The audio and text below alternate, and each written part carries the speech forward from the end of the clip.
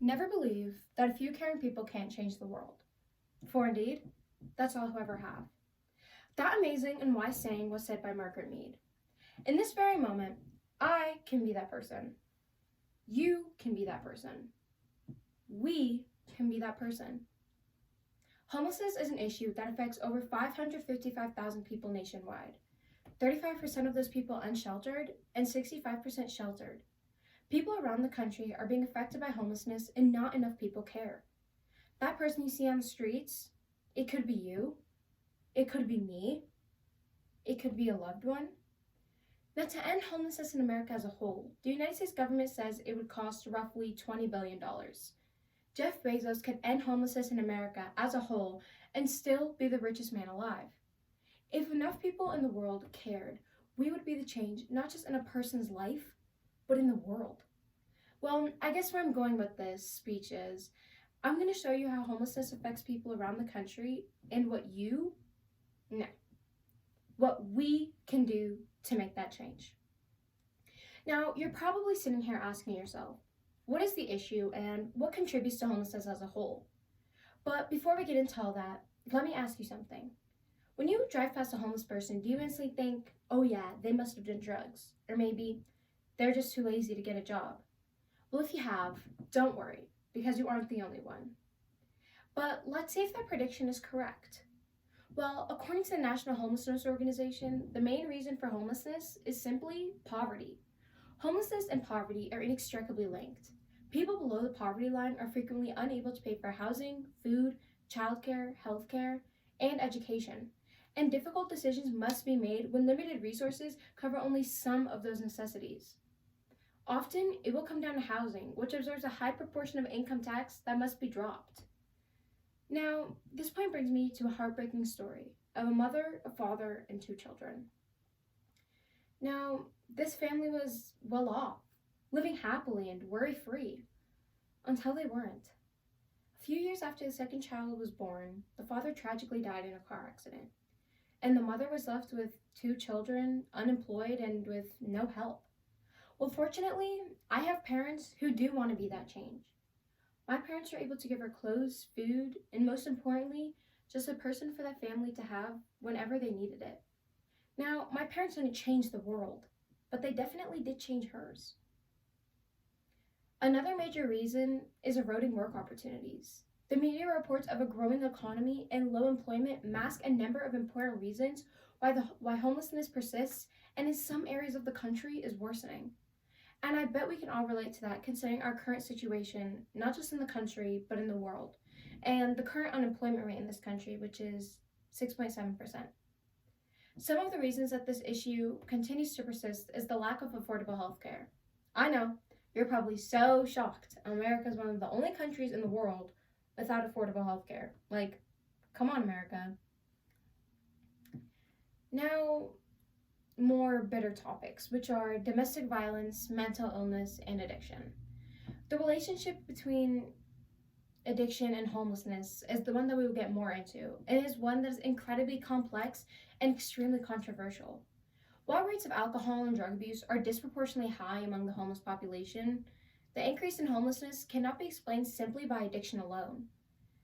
Many people who are addicted to alcohol and drugs never do become homeless, but people who are poor and addicted are clearly at increased risk of homelessness. And addiction does increase the risk of displacement for the precariously housed. In the absence of appropriate treatment, it may doom one's chances of getting housing once on the streets. Now, have you changed your mind just maybe a little bit? If not, well, you can't change everyone's mind. Am I right or am I right? Oh, okay. Tough crowd. Now, homelessness impacts all of us, whether or not we experience it ourselves. Well, homelessness is a public health problem. Without their own housing and the social status to use restrooms in businesses or other public places, people who are homeless have to relieve themselves outside. Now, these people lack access to health care, as I mentioned earlier, and often have chronic illnesses which are made worse by living conditions. Sleeping outside in all weather, eating cheap, starchy foods, and being in close quarters with other ill people. Now, homelessness is also an economic issue. People without housing are high consumers of public resources and generate expense rather than income for the community. Studies showed that it can cost the community as much as $23,000 for a person to be chronically homeless for 1 year. That's paying for shelter stays, jail time, emergency room visits, and other expenses. Most importantly, homelessness is a human tragedy. Our own community members live in tents and under bridges, vulnerable to inclement weather and violence, stripped of dignity and our collective respect, which isn't right, because homeless people are still people. I studied alongside a boy who was homeless in elementary school, and I can tell you, he was just like every other kid, except he just didn't have a place to call home. Now, this far in, you're probably sitting there confused, asking yourself, why aren't other people helping, and what can I do to help? Well, why don't people help? It's simply because, for many people, ignoring the homeless is easier to do than acknowledging them. Mark Horvath, founder of the video blog Invisible People, summarizes it best. He says, "It's not that people are bad, but if we made eye contact or engage in conversation, then we might have to admit that they exist, and that we might have a basic human need to care. But it's so much easier to simply close our eyes and shield our hearts to their existence."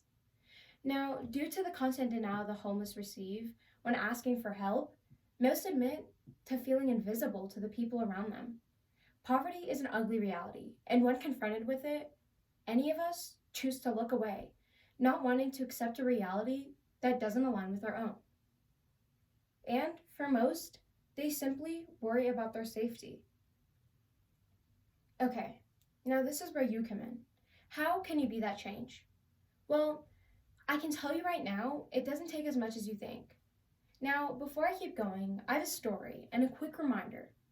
The important thing to remember is that most of the chronically homeless people suffer from a mental or physical disorder.